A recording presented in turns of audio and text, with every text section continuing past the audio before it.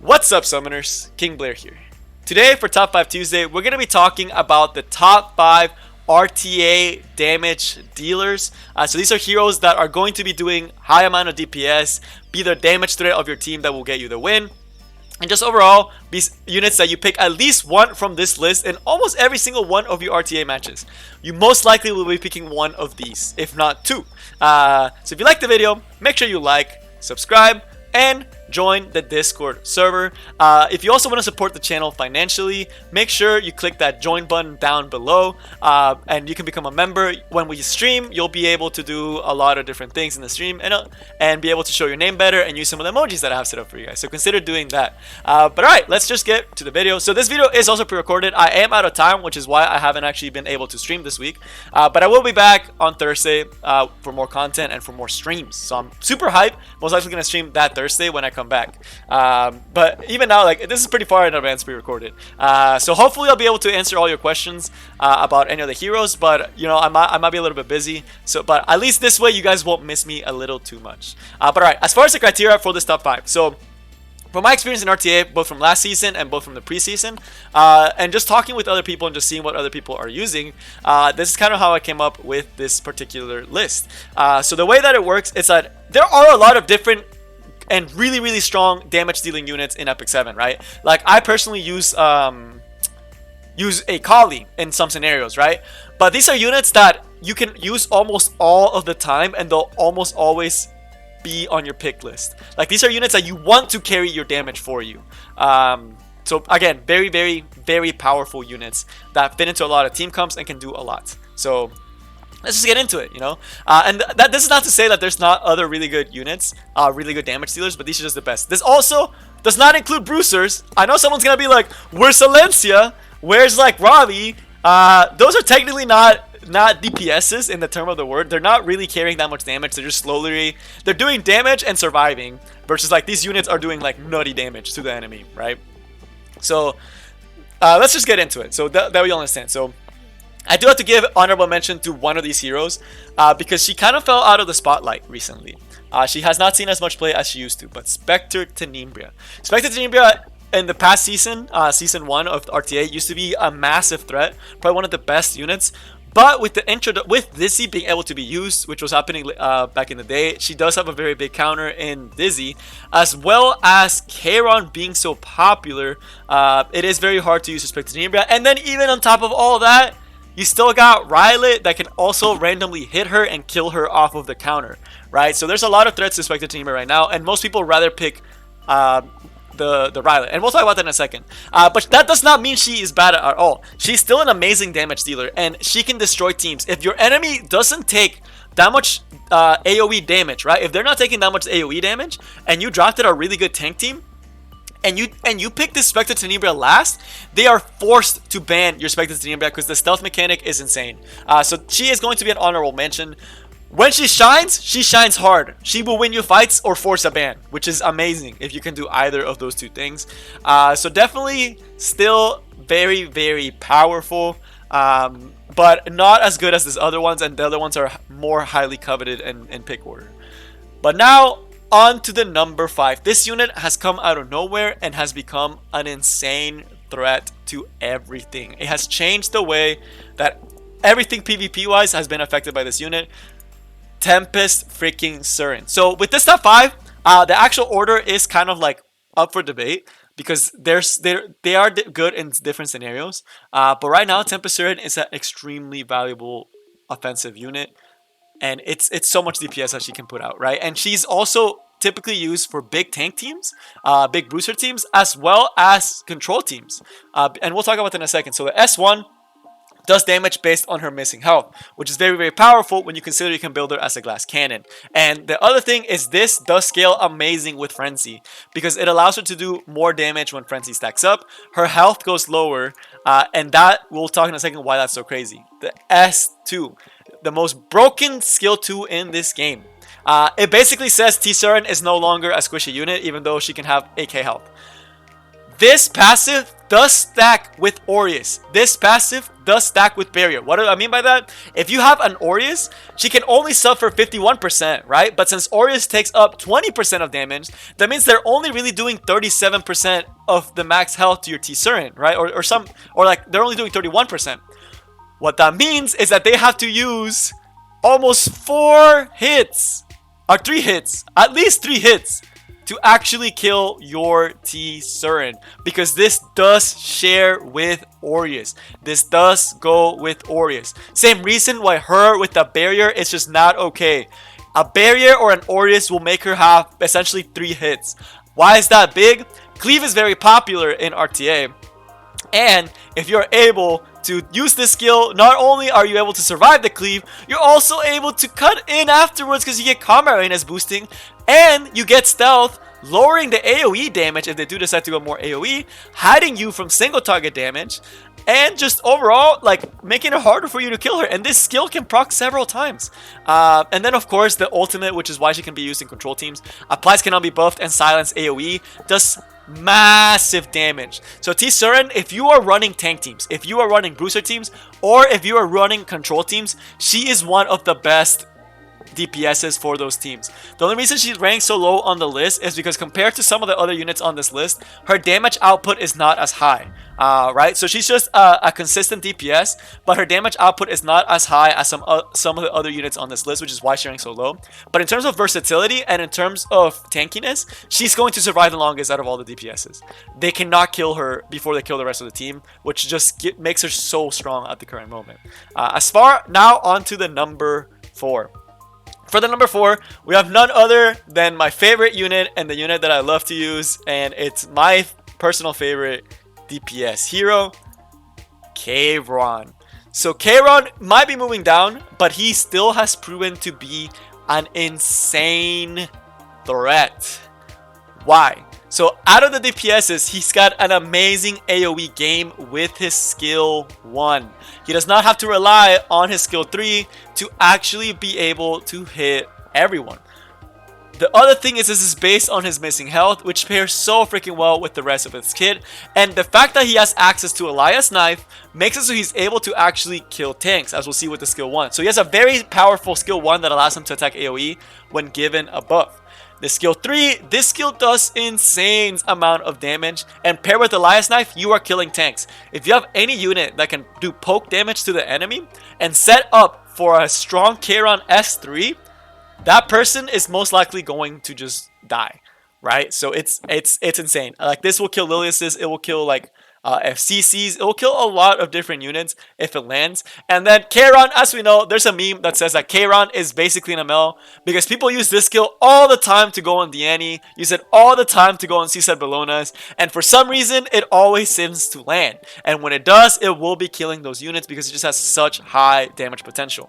The other thing that Kron has that makes him so unique compared to other heroes is the potential to go immortal. So this gives him survivability similar to T-Surin that allows him to get a guaranteed S3 and a guaranteed S1 if you have him with immunity.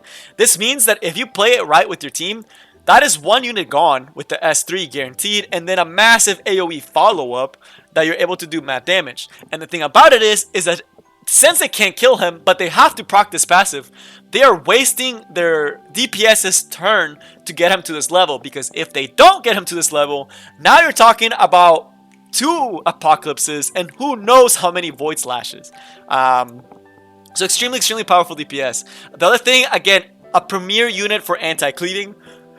Similar to T-Surin, he's really good at anti-cleaving because he's able to have this immortality, because he's able to have this S3 that can kill a unit and extend his buff, extend his immortality to allow him for another void slash. So very powerful for anti-cleaving. My favorite unit for anti-cleaving. And if you have it, anti-cleaving is a lot easier. And that is a very popular strategy earlier on in Arena.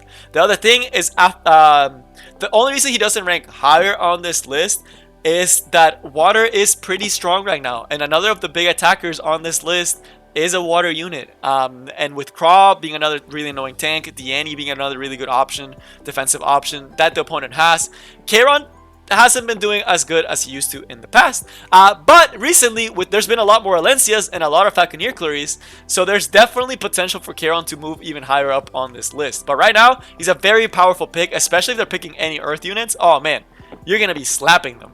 So very good against Earth heroes there. And just anti-cleaving overall. Alright, now on to the number 3. We got none other than the OG himself, Arbiter Builder. This hero everyone wants. This hero is like people's favorite hero to pick from Bronze all the way to Master League. This is like everyone's first freaking pick. And there's a really good reason to why Arbiter Builder does that. So why is Arbiter Builder so good? So not only is the skill 1 hit 2 targets, again extremely powerful, it also reduces combat readiness, which can be annoying. The S3 initially does a lot of damage, but on top of all that has a glancing hit chance, which makes it so you're not able to hit him as easily or the rest of his team, lowering the damage. And then on top of all that, if you manage to kill him, he has the capability of coming back. He's like, we're coming back, and just boom, he's back. And then he can just absolutely destroy your team with the S3 that is reset. The other thing that makes Arbiter Builder so powerful is that it forces the enemy to have to answer Arbiter Builder if you first pick him. If you first pick Arbiter Builder, the enemy team has to respond to Arbiter Builder. They have to either go extremely tanky or pick ML Haste, or they have to pick some form of extinction unit, or they are going to lose to your Arbiter Builder. The other choice that you have with Arbiter Builder is also picking him last, because it makes it so if the enemy is not prepared for the Arbiter Builder and they already used all their picks, you slap an Arbiter Builder, you just forced the ban or got the win. So extremely polarizing DPS unit, forces the opponent's bans a lot of the times, which makes him such a great DPS unit. The only problem is that he can actually get tanked out pretty easily, right? If they have a lot of tanks that can actually deal with S3 and survive it, and then with Ambitious Tywin being as popular as he is right now, the decreased hit chance is no longer a threat, since Ambitious Tywin can just go ahead and cleanse it. There is some counter RB builds with MLBD, but those are more for Bruiser builds. But the damage Arbiter Builder is still an extremely powerful build with Alexis Basket. It will get you wins. It will force bans. So again, very, very powerful pick. But just be careful that if you pick it too early, you might get tanked out. So be ready to have an answer for that. Now on to the number 2. This unit was the most unit of the Season 1 RTA, and for very good reason. And she continues to be one of the best units in this game, while also being a limited unit. Seaside freaking Ballona. Seaside Ballona is still one of the premier PvP units. She still does so much for the team, and is still able to be one of the biggest tank busting units. Why is she so good? The skill 1 is like whatever, you know, this is just icing on the cake. It has target, right? This skill is the reason why everyone and their grandmas uses Seaside Ballona.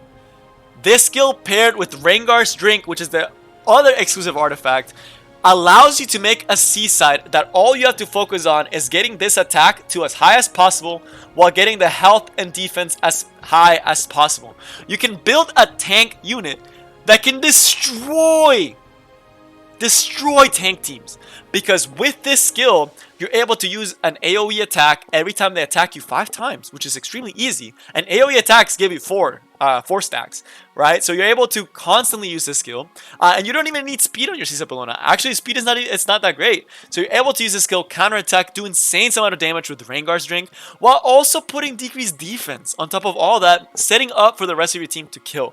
And to cap it all off, just this skill already warrants her becoming a really good unit. The S3 makes it so she is almost uncounterable. Why? With this skill, the biggest counter Seaside has is going to actually be Rowana. Right? Rowana is the biggest counter that Seaside has. But with this skill, if you are going against a Rowana and you're able to get the skill off and you apply the unhealable, if they don't have any form of cleansing, it's GG.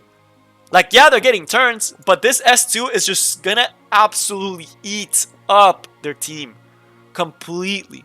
The other thing that cannot be buffed is so powerful. So you have a unit that can do mad AoE damage. She's the best AoE damage dealer in Epic 7. And the fact that on top of all that has a passive that allows her to survive longer and attack longer and allows her to build tanky makes it so she's an extremely difficult unit to take out that can also do insane amount of damage with the skill paired with the Rengar's drink. She does have a counter in Roana, but if the opponent just bans it out or picks it for himself, it does put you at a very difficult position and forces you to play a very specific type of way. So very hard unit to deal with. This S2 is just honestly so punishing. It punishes all other AoE heroes like Dizzy and Kron, which just makes her absolutely freaking insane. Very good matchup against almost everything in the meta. So you may be wondering, we just hyped up SSB. Who could possibly be number one? Number one is going to be none other than the edgy boy himself, Remnant Violet. Now, I do want to preface this by saying that the reason he ranks first, it's only because of what high-level players are doing with Violet. Violet needs extremely good gear, higher gear quality than all the other DPSs to actually do his job properly, to be an insane threat. Violet, why is he such a good DPS? Biggest thing is going to be his opening ability. This skill will kill tanks. This skill will kill anything. Okay, it's anything. And there's people out there with Violets that are 245 speed plus, which can outspeed his only counter, like his only really reliable counter in RTA, which is Falconeer Clury. So if you have a very godlike Violet, and you're up against your counter, Falconeer Clury, you can just one-shot that Falconeer Clury out of existence, and now you're playing a 4v3. So you may be wondering, that sounds like a burst unit, right? You're opening and killing a unit, right? How is it DPS? How is he able to deal with everything else? Well, we'll see that in his passive in a second. The other, with his passive.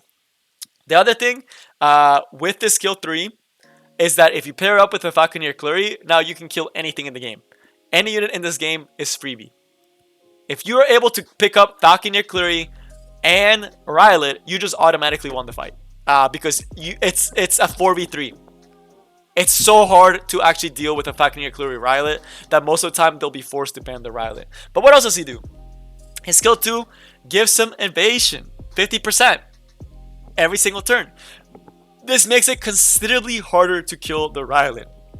And when you have a very tanky team with like 2 Knights and maybe like a Soul Weaver, or if you're even able to get a Royal Light, now you have a unit that can evade and you have the protection to actually make him be able to survive for a very long time, which is just so powerful. And it's just not okay how he has evasion. It makes it so, again, has survivability. All the DPSs that are the top 5 have some form of survivability added onto it. The other thing that it allows it is if they hit him too many times, guess what? This skill happens again. And while he is not doing that much damage with the skill 1 all the time, the fact that he has potential to use this skill 3 like 2 to 3 times in a fight, that's two units dead already. So if you average out the damage that he's doing, it's going to be more than all the other DPSs. And it's just so hard to deal with a good Violet. If there's a good enemy Violet, you probably lost the fight. It's better if you just click the GG button. Because the fact that he can insta-kill one of your units at the start of the battle. The fact that it's hard to take him down because of the evasion, because he can keep evading and surviving. And then paired with a S1 that still does very respectable damage and can also give you glancing debuff so you can't touch him, makes it so Violet is the best DPS for RTA. He is just absolutely bonkers. Fighting 3v4s is just insane, which is why he actually ranks number 1 on this list. But that is all I have for you guys today. One thing that I did notice for all these units is that all of them did have survivability in their kit, and usually with damage dealers you do want that because it just makes it easier to build the rest of your team around those units. But yeah, that is all I got for you guys today. I'll be back on Thursday with streams, and I hope you guys enjoyed this video. But I'll see y'all next time. Peace.